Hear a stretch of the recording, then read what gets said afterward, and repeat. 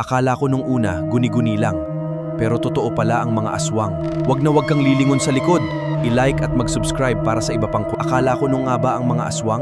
Isang gabi, may kakaiba siyang nakita. Alamin ang nakakatakot na katotohanan. Sa tingin mo, totoo nga ba ang mga aswang?